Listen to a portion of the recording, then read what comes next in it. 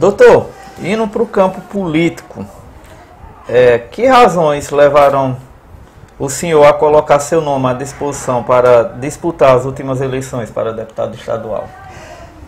Alex, na verdade, em relação às duas eleições que eu disputei como deputado estadual, a primeira eu fui induzido, porque Eduardo Campos tinha um tratamento ímpar comigo, ele tinha um tratamento especial, foi ele que credenciou o hospital, e ele disse que eu deveria ser candidato, e eu tentei mostrar para ele que não era o momento, que eu não tinha, e ele disse, não, você é o nome de Itaparica.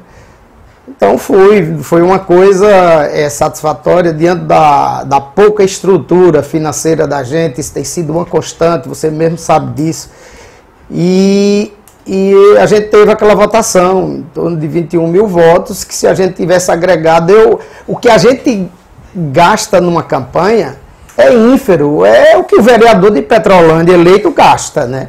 Eu aprendi a fazer eleição com consideração, com amigos. O meu voto é como os caras estavam lá embaixo no mercado, conversando, uma trupe grande, uma turma grande, e dizendo, é o voto limpo de Petrolândia, é o voto natural que o povo... Em números resultaram 6.198 votos. Pois é, nessa última, né? E na primeira foram quase 7.200, sendo que nessa, percentualmente, foi até mais. Ficou menos quantitativa em função da abstenção eleitoral, né? Então, o que é que eu digo? É que a gente faz uma política com sinceridade, com amor. É por isso que toda eleição, como essa última, eu não seria candidato, relutei muito em ser candidato, e só fui ser candidato 4 meses antes das eleições, mas foi porque houve uma renegociação com a Secretaria de Saúde, e foi uma exigência do pessoal de que eu fosse candidato. Foi um candidato que teve 21 mil votos na outra eleição, e que aqui nessa região o governador não estava tão bem. E aqui a gente mostrou, eu fui majoritário em 3 cidades aqui da região de Itaparica, da micro-região. Eu fui majoritário em Petrolândia, mais uma vez, com 6 mil, quase 6.200. Fui majoritário em Carnaubeiras, em torno de 2 mil votos, e fui majoritário em Jatobá, com 1.600 votos, 1.500 e quase 1.600 votos, com uma diferença muito grande do segundo. Quer dizer, isso, quando eu digo, eu sou um candidato, que sou candidato a deputado sem cabo eleitoral. Meu cabo eleitoral é o povo, né? São meus amigos, são as pessoas que gostam e que sabem da nossa seriedade em fazer política. E eu faço política, eu gosto sempre de dizer, eu faço política com P maiúsculo, faço política com propositividade, com doutor, sinceridade. Mesmo sem ter sido eleito, né? Com esse resultado de 19.577 votos, né? O senhor se sentiu inconformado, se sentiu triste com... Não, de forma alguma, ao contrário, né? Eu mais uma vez, eu fui para uma eleição que não era... Eu fui mais pelo momento e achava também que tinha condições reais da gente ganhar. É tanto que eu optei por uma chapinha, e que nós tínhamos aí uns 50 e poucos nomes, e quando eu passei a vista assim, nos nomes, eu digo, a gente sai na frente de todos esses. E nós tínhamos em mente que nós poderíamos fazer de 1 a 2. E continuou, depois João Paulo, veio aquela questão do João Paulo, a briga do PT com o PSB, e entrou o PSB e terminou o João Paulo optando em ir para um partido afim, um partido de mesma natureza ideológica, que era o PCdoB, e eu fui perguntado sobre ele, sobre ele e tal, e eles tinham pesquisa lá que o cara tinha quase 30% de aceitação para deputado estadual em Recife. Então ele seria o puxador? Ele atiravam que ele tiraria no mínimo 100 mil votos, e podendo chegar a 150, então... Considerando que ele tivesse tirado 100 mil votos, nós tínhamos feito 3 nomes. Eu, com mais 8 mil votos na nossa chapa, eu teria sido eleito segundo. E, infelizmente, o cara que a gente esperava no mínimo 100 mil votos tirou 29 mil. Muito abaixo. Aí detonou a gente e eu fiquei nessa primeira suplência, mas enfim. O Major Fabrício tirou mais votos do que O Major Fabrício teve menos 2.000 votos do que eu. E essa chapa dele, a chapinha dele, o PRTB, que era de Marco Aurélio, que foi eleito com 26.000 votos, eu fui convidado diversas vezes para entrar nela. A população não entende, né? Como é que o cara tirou menos votos e foi eleito e o cara tirou mais votos? Inclusive, Alex, depois, com 8 dias, eles ligaram, Marco Aurélio e Nelson Falcão ligaram, pô, a gente não disse a você, eu digo, mas naquele momento, Marco, o PCdoB era melhor chapa do que a de vocês. Infelizmente, apareceu... Pela construção da... apareceu a deputada estadual, a delegada, que lambeu, fez um rodão nos votos, inclusive atingiu, encheu o eleitorado de João Paulo. E aí, a mulher nunca na história de Pernambuco, a estadual foi para mais de 400.000 votos. Enfim, não fui eleito, estou na primeira suplência. E feliz, porque mais uma vez o povo demonstrou carinho, amor. Me davam aí só 3.000 votos, no máximo aqui em Petrolândia, né? Mas a gente sabia... mais do que o dobro. Mais do que o dobro. E juntando os outros 2 principais adversários, não deu a quantidade de votos que eu tive, né? O candidato de juntar-se Feitosa com o Rodrigo Novaes, que não dava a minha votação. Podia juntar quase todos aí, que houve uma abstenção muito grande e que me prejudicou, claro, prejudica mais quem tem mais voto. E o meu voto é aquele, o que me deixa muito feliz. Não tem ninguém que venha me dizer que me pediu R$10 para votar em mim. Eu não tenho, meu voto é diferente. É um voto especial, é de amigo, é de coração, que as pessoas me convidam e abraçam e que são arraigados, eles não largam. Enquanto a gente está lá, ele se defende e tudo. Por isso que toda vez é uma montanha, uma quantidade de votos dessa que aparece nas urnas. Eu já tenho essa tranquilidade, a gente já tem dados que se fosse hoje era infinitamente mais. Por quê? Enquanto os outros desapareceram tudinho, candidatos eleitos e não eleitos, a gente, no outro dia, a gente já estava no batente, operando e salvando, curando as dores das pessoas, né? E hoje eu sei que foi mais uma eleição e que tivemos nessa eleição, nessa nossa região, 4 candidatos. Na outra tinha eu e o Rodrigo. E agora tinha mais o Major Fabrício, que é meu parente, e Gustavo também, que é meu parente dos Gonçalves, que tiraram o voto muito meu. Ainda tem parente? Tem, todos nós somos Gonçalves. O avô de Fabrício, que Nelson Quirino, é primo minha mãe. E Gustavo, o pai dele é Torres Gonçalves, né? Doutor, após as eleições, houve algum contato com o governador Paulo Câmara? Não, nós conversamos com... Eu e Flaviano, nós conversamos com André Campos no ano passado, né? Que era o chefe de gabinete, secretário de governo, e com Marcelo Canuto. É aquela provável construção de João Paulo ir para uma secretaria, uma provável secretaria, e, consequentemente, o senhor, como primeiro suplente, assumiria ir para a Assembleia? Assim, é um imbróglio aí. O PCdoB tem o espaço dele, já tem a vice-governadora, né? E o que é fato, que a gente sentiu, é que João Paulo hoje já é candidato a prefeito de Olinda. E é um candidato forte. Pelo PCdoB. Pelo PCdoB.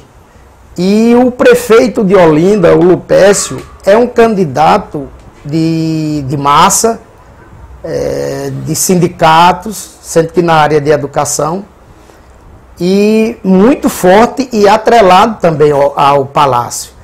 E foi uma pessoa em off que disse, olha, veja que conjectura, veja que situação.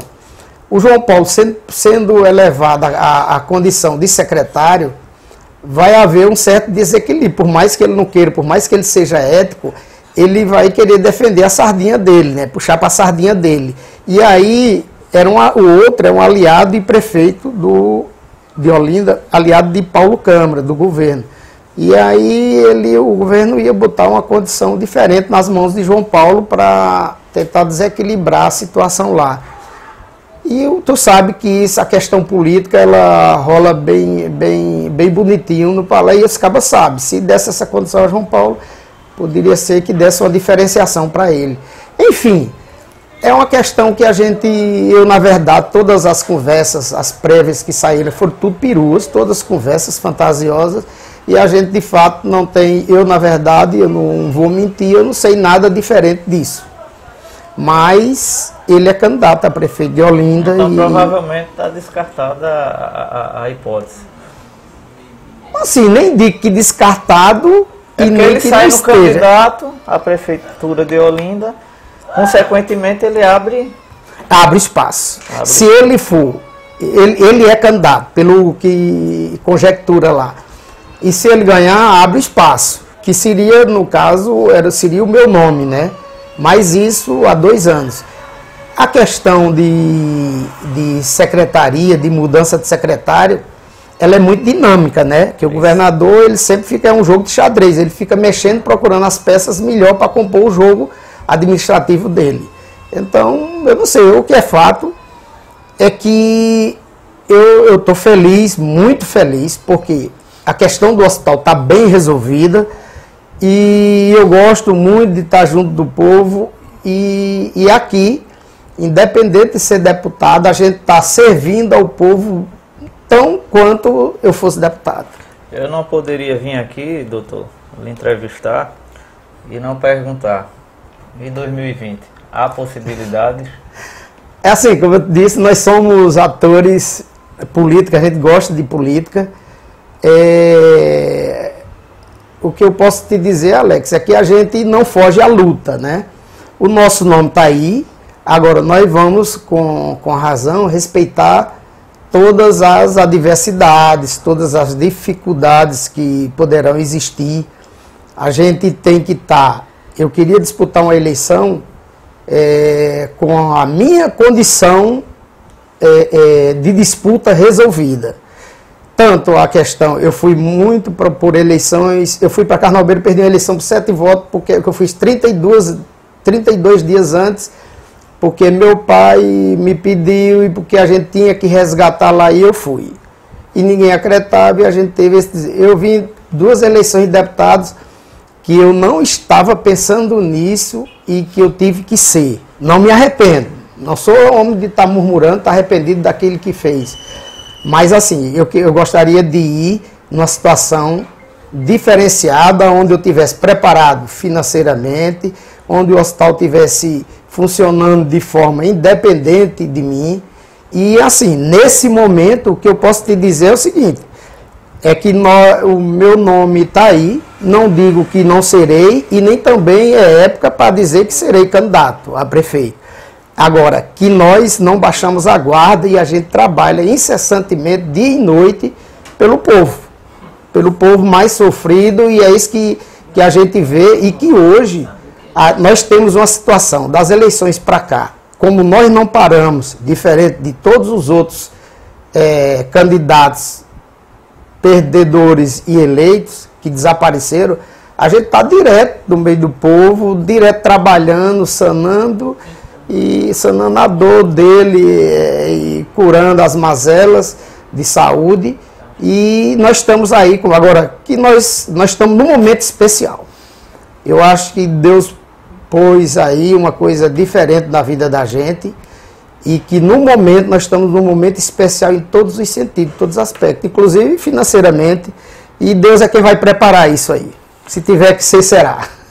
Doutor, houve na última eleição, em 2016, né, municipal, houve 5 chapas, né, que foi o ex-prefeito Ricardo, junto com a atual prefeita Jane, que renunciou, que obtiveram 7.224 votos, chapa eleita.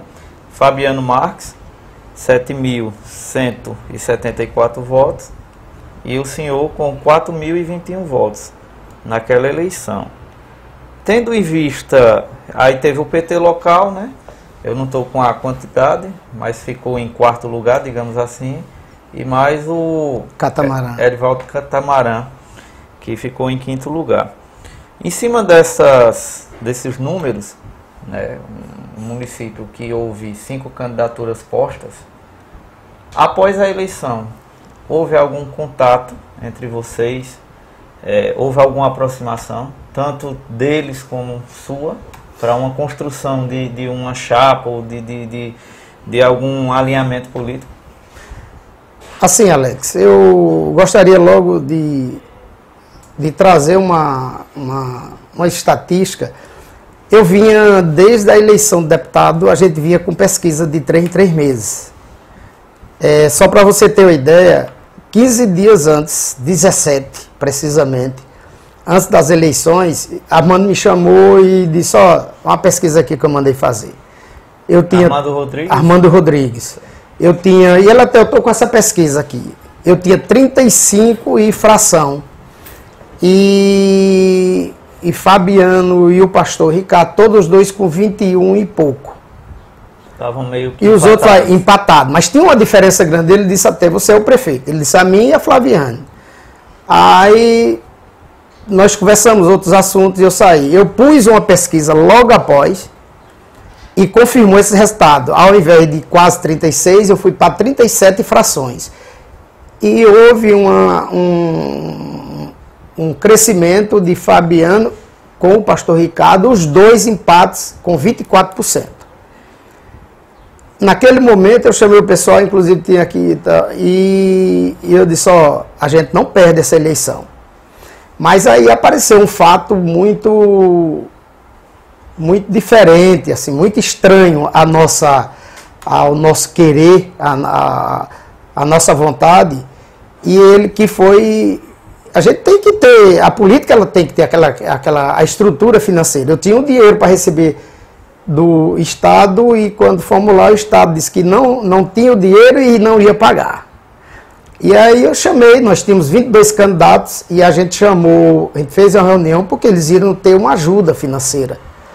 E nós reunimos aqui em casa e de 22 candidatos, quando eu disse que não tinha um níquel furado para colocar na política e para a gente poder fazer a campanha propriamente dita, só 5 ou 6 que continuaram assinando. Não, continuaram firme. O restante foi uma revoada da porra. A gente sentiu a frieza e tudo. O que é fato na política? Não adianta. Se eu tivesse ali 400, 500 mil, se eu ter recebido, eu já era prefeito aqui. Eu perdi a eleição em 15 dias. E todo mundo... Imagine você querer montar um palco, no último comício você não ter R$2.000. Porque situação alheia àquilo que a gente queria, que era o Estado que me devia e que não pagou e nem deu previsão. E eu não... Que se caracterizou como perseguição. Não sei, não posso dizer, né? Eu não sei se era dificuldade... foi a dificuldade financeira do Estado naquele momento, mas assim, o que é fato é que nós não recebemos o fato preponderante nessa disputa da eleição municipal passada foi o fator financeiro, né? Nós deixamos de ganhar uma eleição em 15 dias, porque não tínhamos o dinheiro necessário, com 400 mil aí, a gente teria definido as eleições, e o pessoal, tanto o partido do pastor como o de Fabiano, o dinheiro foi a rodo aí, todo mundo sabe disso, vê o que se comenta pela cidade, e deixamos de ganhar a eleição, mas enfim, nisso tudo aí, nessa celeuma aí, nesse moído, só quem perdeu foi o povo, né? Que aí entrou o pastor, todo mundo já sabe do nível de governo dele, tá a vice dele que continua da mesma forma, e o que podia esperar de Fabiano. Enfim, eu acho que poderia ter coisa bem melhor. É tanto que Petrolândia vem definhando aí, vem crescendo para baixo, e como a gente estava conversando anteriormente, se essa condição continua por muito tempo, a gente não sabe até que ponto vai parar a situação do povo e da cidade, né? Que Petrolândia hoje é uma cidade que tem maior visibilidade, mais recursos naturais e que poderia avançar bem mais em relação às outras. Você não pode comparar a situação de Petrolândia com Jatobá, de Petrolândia com Inajá. São coisas totalmente diferentes. Petrolândia tem um fator de arrecadação bem maior, de ICMS, de royalty e tudo. Mesmo a gente sabendo que houve uma queda, mas que com essa queda são fatores que agregam mais recursos à receita do município. Respondendo a pergunta, ainda a sua pergunta, a segunda parte, onde você diz que já se pergunta se nós já fomos procurados por algum ator, por algum político, isso, depois das eleições municipais. O que eu posso te dizer é que 5, 8 dias após as eleições, o pastor procurou, entrou em contato, mandou mensagem, entrou em contato comigo, eu recebi aqui em casa e ele ofereceu a Secretaria de Saúde, que podia ser Flaviano ou Tiago, e eu prontamente, eu já sabia da resposta deles dois, uma vez que eu conheço o pessoal que eu tenho, e eu coloquei, ó, eles aí respondem, todos os dois negativamente responderam ao pastor que não tinha interesse nenhum. E aí ele disse que também que gostaria muito que eu fosse juntamente com ele mais um outro nome para administrar o município. Eu falei para ele que eu tinha sido um adversário, mesmo sendo amigo dele e tudo, eu tinha sido um adversário na eleição logo anterior, há 8 dias atrás, e que ideologicamente eu tinha minha concepção, minha forma de ver, de administrar, e não seria interessante. Agradeci e refutamos essa oferta que eles nos fez naquele momento. É diferente. Até inusitada. Né? É inusitada, porque algumas pessoas íntimas, eu repassei essa conversa, e as pessoas disseram, olha, aqui em Petrolândia, tira você. Eu não sei se teria outro a recusar uma proposta dessa. O cara tinha ganho a eleição com 8 dias e vir fazer uma oferta desse nível, como você bem disse, foi uma coisa até diferente de tudo que a gente costumeiramente vê. Doutor, mas assim, uma rápida análise dentro desse assunto. Na sua opinião, ele não estava atrás de agregação, de somação, digamos assim, havia uma recusa, na sua opinião, pela conversa dele, do grupo que o apoiou já desde então? O que é que o senhor avalia? O que eu senti, Alex, é que ele caiu aquela situação nos braços dele e de repente tornou-se real, ele tornou-se prefeito, né? Mesmo tendo só 30 e poucos por cento, 30 e poucos por cento de aceitação do eleitorado do município, mas ele era o prefeito constituído pelo voto popular.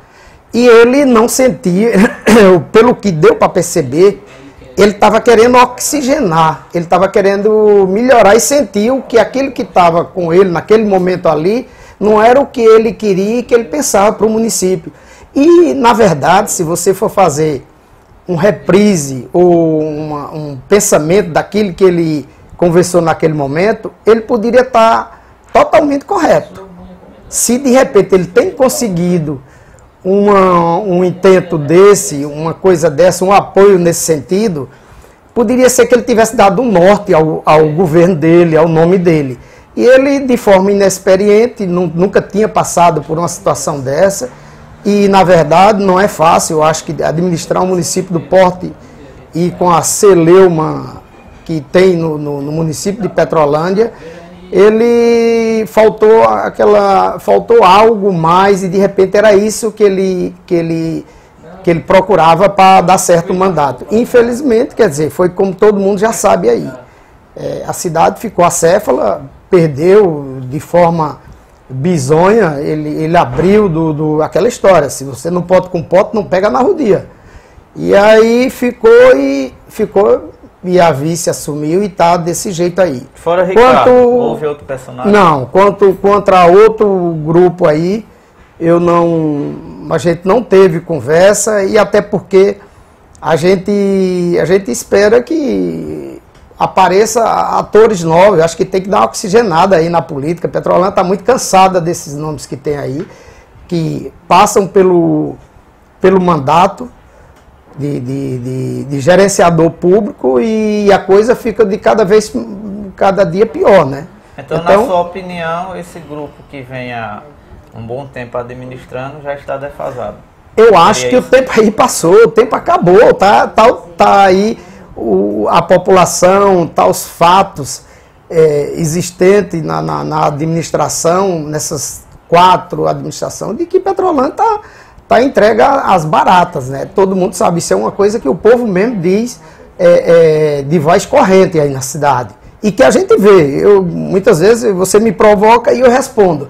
Mas eu não costumo fazer esse tipo de alusão ou de opinião sobre esses temas assim. Mas, na verdade, a gente não pode se furtar. Eu estou falando administrativamente, não estou falando das pessoas. Estou falando que é um desastre, em termos administrativos, os governos que Petrolândia vem tendo. E está aí o povo sofre, repete o erro, mas a história já diz que no momento certo o povo repudia e refuta todo tipo de governo que não vem contemplar as ações, as demandas do povo. Então, a minha opinião a respeito disso, eu falo politicamente, não tenho vergonha nem receio de dizer daquilo que eu penso e que eu vejo que é real. Respeito sempre todos os atores políticos e acho que Petrolândia merece coisa diferente. O que se apresenta aí é velho, já teve a oportunidade. Na hora que eu sou médico, na hora que eu tenho a oportunidade de praticar e de exercer aquilo que eu me propus a fazer e sai errado, eu não consigo equacionar aquilo de forma correta, então eu tenho que sair do meio e dar espaço a outro.